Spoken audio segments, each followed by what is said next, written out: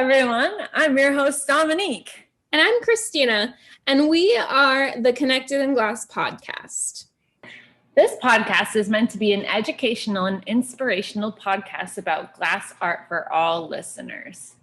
A love of glass art connects people of all walks of life and in all generations. Let us celebrate this by getting to know each other.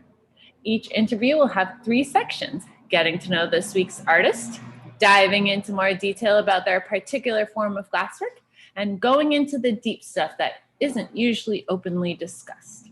These are meant to be real-life coffee table discussions about hopes, dreams, and aspirations. We hope that with every episode, you'll be left with a sense of connection, a new perspective, and maybe a boost of creative mojo to tackle your next aspiration. Today, we're interviewing Annukka, a glass artist and educator that is from Finland but now lives in Connecticut. She teaches fused glass, stained glass, and flame working all over the world, and we're excited to share her perspective with you. Hi, Annukka. Hi, Annukka. So basically, we have 3 parts. Tell us about you, where you live, anything besides glass. And then we want to talk about glass as the second part. And then maybe for the third part, talk about anything that you struggle with. Cool. Okay, so tell us about you, where you live now and where you're from, and then lead us into your life of glass, because I know that it started a long time ago. I live in North Granby, Connecticut. It looks like countryside, but it's really a town. A lot of nature, a lot of trails. Great town to live in. Very home proud town. So people who live here support the small local businesses with full heart. We live in an old, partially stone house, and in 2015 spring, we started to build a studio building next to the house. My husband Mark blows glass, and he wanted to have his own hot shop. And on the side of hot shop, I got my own studio where I can do everything else except blowing glass on furnace. So before you moved with Mark, I know just you meeting Mark is a really cool story on its own, but can you tell us about your life before all this? Yeah, I'm from Finland. I was born and raised in Finland. I worked in my own street-level studio, gallery, and shop for 25 years. Teaching and making orders and repairing and anything to do with glass. I've taught hobby people, I've taught college students. I have a degree in as glass artisan of 4-year college level. And then later on, because of my business, I also did a degree for business administration in vocational school. And before glass, I had a degree for cultural secretary. It's like cultural producer. So I took care of council, government, festivals and art shows and theater and stuff like that. So at first, in Finland, you were just doing stained glass, right? You weren't doing fused glass then yet, maybe? I started stained glass in 1980 in School of Art. I went for a year before going for more real studies. Then I started fusing, and some flame working I started in early 90s when I did my degree on glass artisan. Then I had neck surgery for my neck spine, and I couldn't anymore work with big church windows or other heavy stuff. And my pension insurance company in Finland re-educated me for a technique I didn't in general use in my business, so I could carry on with my work. And that was plain working. And there was no schooling for that in Finland, except some small bead maker businesses that could give me a little bit of guidance or practice. And the pension insurance company asked me to create an education plan abroad. And that took me to Berlin, Germany, to Jos Weinstock, Florence, Italy, to Tim James, Murano to Davide Benzo, and Corning Museum of Glass. And I loved it in Corning. The community, no envy, everyone was helping and encouraging. I loved it so much, I kept coming back every year in January when business was quiet. And I think it was the fourth time in 2014 I was there that I wanted to take several classes. And that's when my very good friend Martha Jackin from Boston was there too. I had met her already the first time I was in Corning, and we just ended up becoming good friends. And Martha was in glass blowing studio and I was in flame working studio. And in Martha's group was my husband now, Mark Gottlieb. And he just kept sticking around because Martha and I had lunches and dinners together and catching up. And then Mark was hanging around, and the rest is history. He kept calling me every day when I went back to Finland, and then sent me plane tickets to visit him. Then I invited him to Venice when I was TAing Christina Logan there for a class. And well, then now I'm here. I think it's so cool. So like, I think you just had such amazing experiences traveling all over and like learning and teaching in different places. And for anybody that doesn't know, Corning is in New York. So she was kind of traveling all over the world, and she was brought to the United States through this really cool studio that's up in Corning, New York. Yeah, and now I've been teaching in Corning, studio of Corning Museum of Glass. And quite straight away when I got my work permit, I started to teach in different places. I got invitation to teach in other states in USA, like Public Classworks in Kansas City by Sarah Sally Legrand. If the COVID didn't step in our lives, I would have been in Glasgow West this year. Yeah. Yeah. So a lot of what you do today is what you learned from like your initial travels after you had your neck surgery. Is that right? Yes and no. Actually, at the moment, there is a steady stream of renovation and repair work that no one else seems to want to do at the area. And orders. We don't run any classes now because the studio is small. It's not possible safely to do that. But in my studio, I can do glass painting, engraving, torch work, make beads or sculpture, stained glass, fusing, casting, jewelry, anything you can think about to do with glass or gemstones and silver, you can do in this little room. Maybe you could tell us, so obviously COVID changed everything, but maybe you could tell us what you were doing like for work and for income, like pre-COVID, what your life was like then. I did small classes here in our studio, 1 to 4 person or 3 person, like stained glass, glass mosaics, bead making.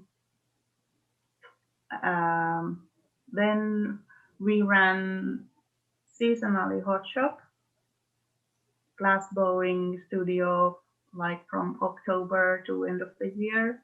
And then in spring, March, April, May. In summer, it's too hot. And then in January, February, we needed rest. And that was really busy. Like we could have like 80 people over weekend to make ornaments and pumpkins and flowers and paperweights and whatever. Um, and we tried to start this fall to do design your own with less contact with students, but because numbers were going up so quickly in Connecticut, we canceled that. So we had hundreds of students per season in glass blowing, and in my studio also like fairly good amount of students. I still have some like regular trusted old students who come to rent torch time, but it's very careful. Yeah, and so you also created a gift shop, and you also like traveled and did a certain number of fairs and things like Yeah, that too. we have gallery in our downstairs of our house with separate entrance, and we open it also now by appointment for people who wear mask and use hand disinfectant before they touch anything. And we have our items and jewelry on consignment in a couple places that stay open at the moment. And we did several big shows yet, right?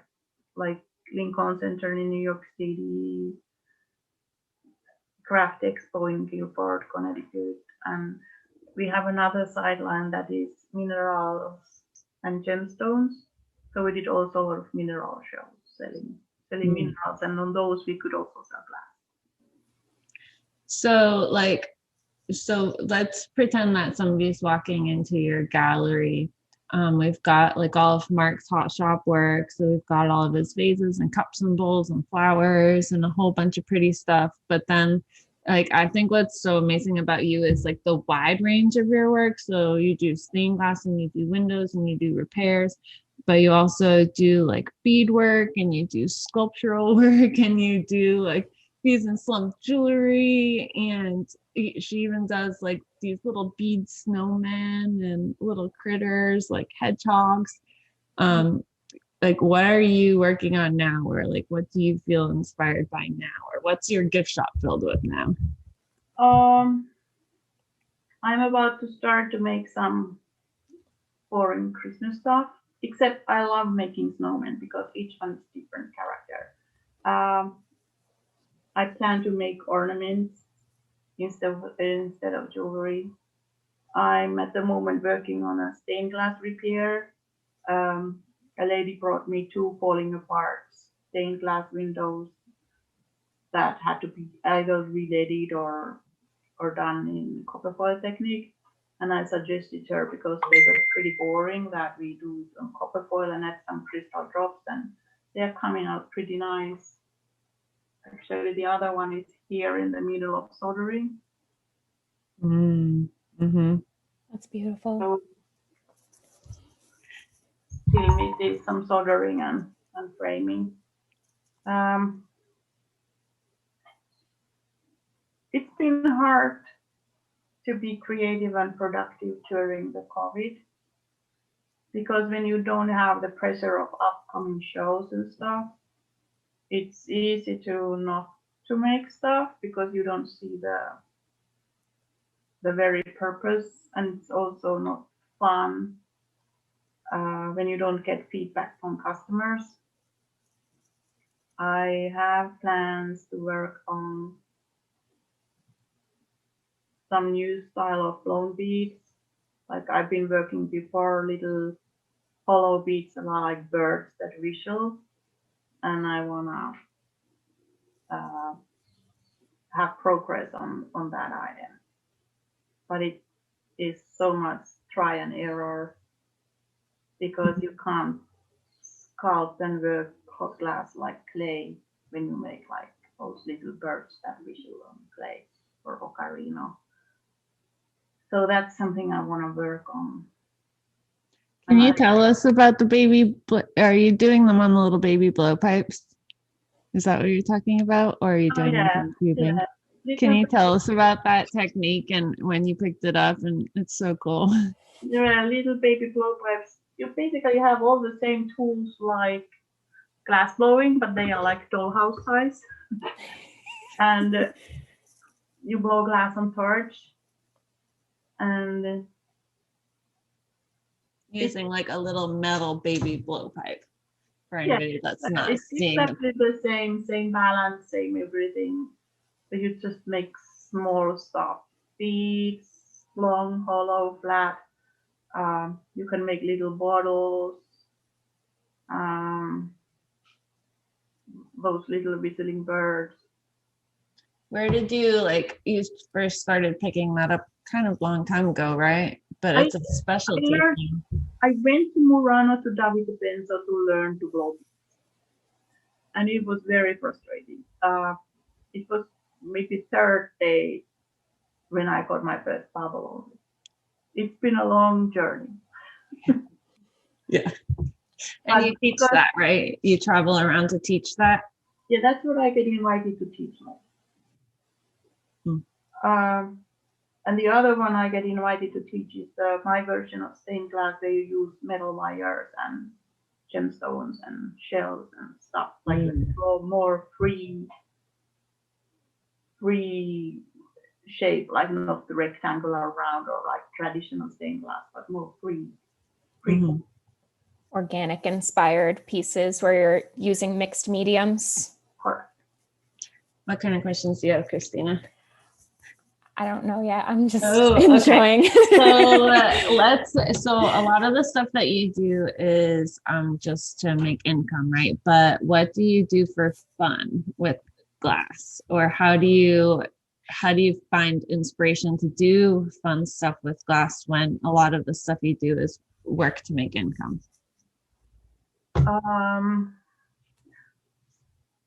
I always have fun when I work with glass.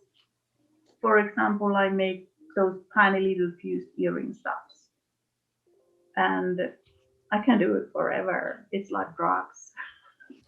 Like people who make puzzles of thousands of pieces probably have the same feeling. Like you make just one more pair, oh, but this is a nice color. What about if I put this and this under and this on top? What will that come out after it melts, and how do they react? And it's always fun. It's like, but during this COVID time, working the studio is, I would compare it to like washing windows. Like it's all about getting the equipment and starting it, and then you get done. But even though I don't have to cross our deck from house to the studio, it's sometimes too long distance to get myself here. But when I get here, it's hard for my husband to get me out of here in dinner time. I don't know how to explain it. Like, it's a big step to start something, but once you get it started, it takes you away. I'm a very impulsive person. Like, that's why I asked you to remind me yesterday and today. And I know myself so well. If you didn't remind me, I would have not remembered.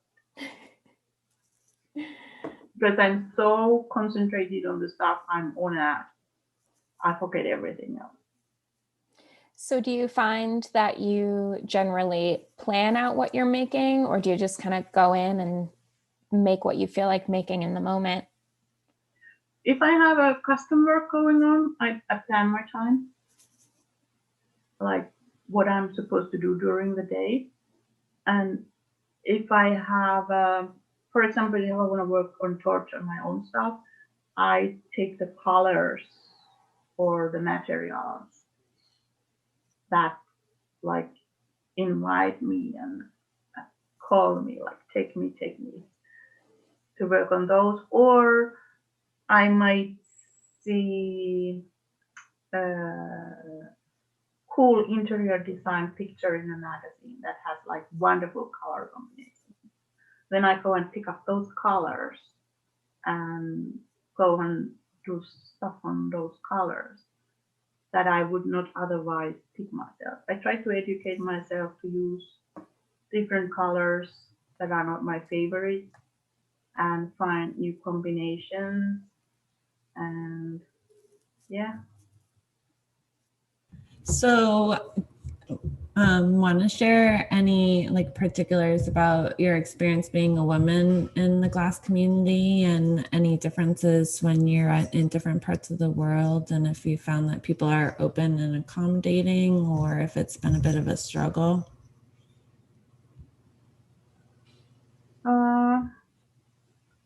I never felt any negativity about being a woman in glass.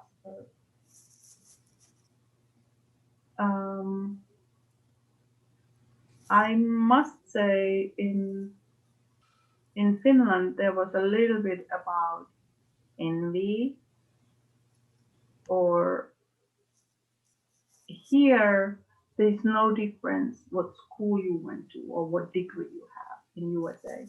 It's all about what you can do and who you are, how you treat other people, how you work with other people.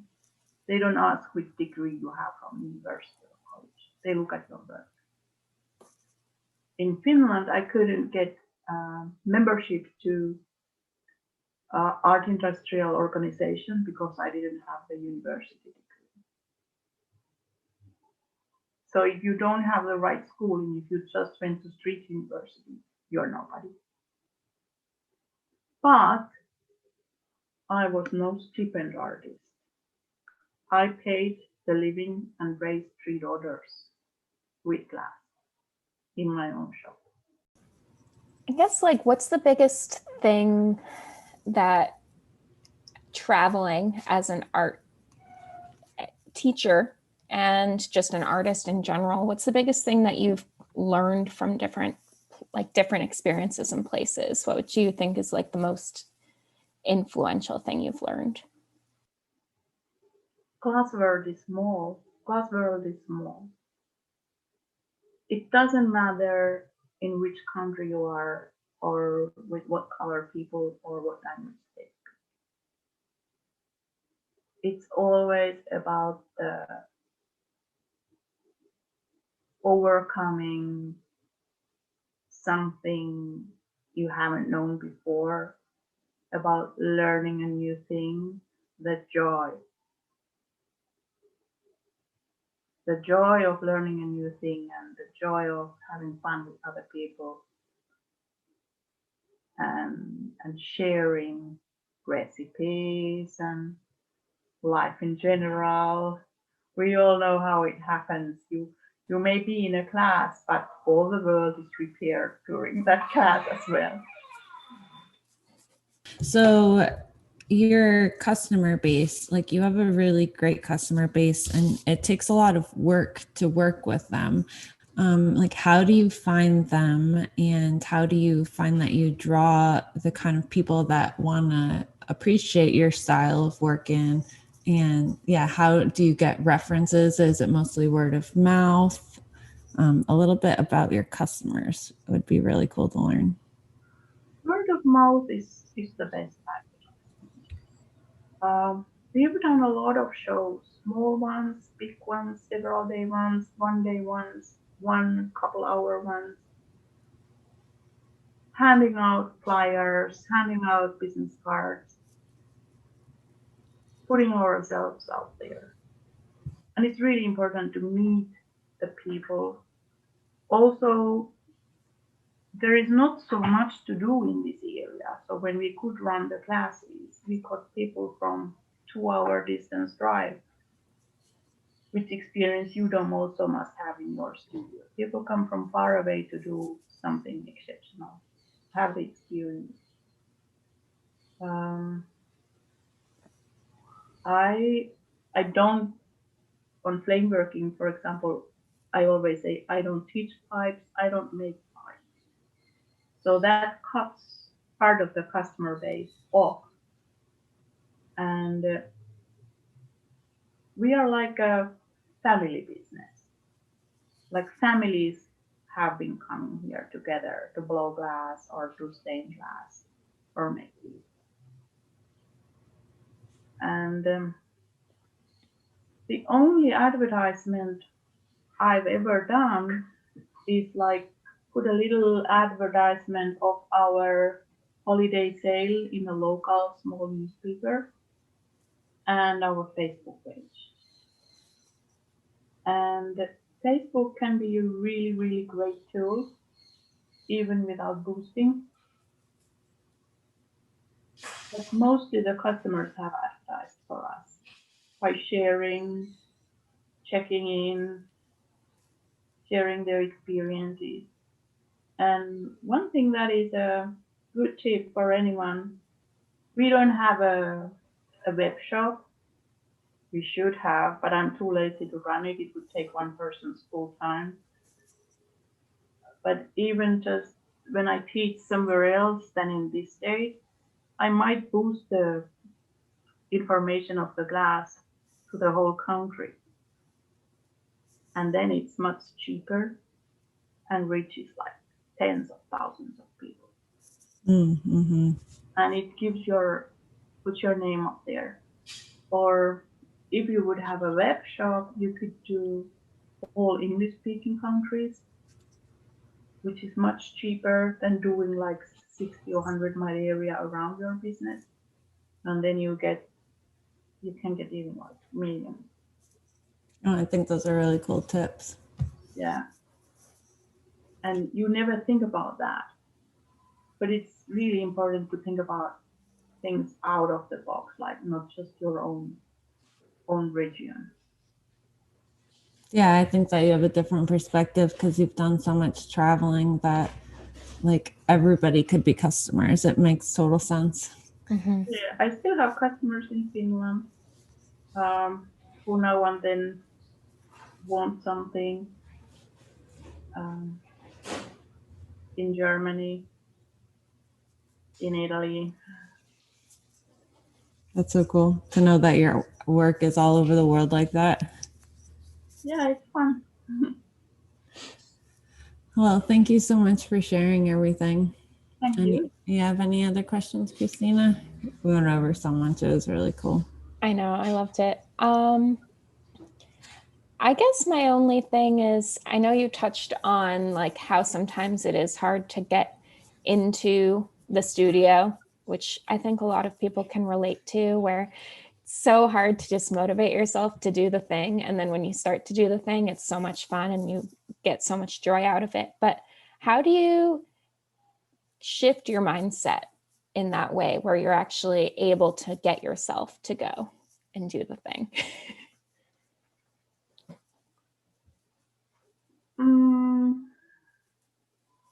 Usually it's some order or commission work or a repair work that I receive a customer bring in something, and then I just start doing that, and on the side I see some other stuff. Oh, I also want to work with that, and that gets me there.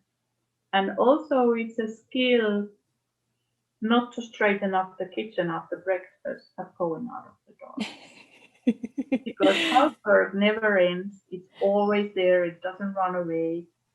And like it's just like a lot of people who like work at home, they think, okay, I have to do a lot of laundry and blah blah blah blah blah blah. But it's better if you first go to studio, work as long as you want to still have all the time to do the other thing. The dishes will be there later. It's fine. I think that was perfect, especially during COVID times. No. Well, thank you so much for your time. We really appreciate you sharing, and it's super cool to hear your perspective. And we'll post some pictures of your work and like your cute little blown beads and stuff up on our fancy new Instagram in a little bit. We'll probably have yours up in about a month from now. So cool. Sure. All right. Thank you. Thank you so much. Bye. Bye. Thank you so much for listening to this week's episode of Connected in Glass. Make sure to follow us on Facebook and Instagram for more information on the artists we interview and for updates on the podcast.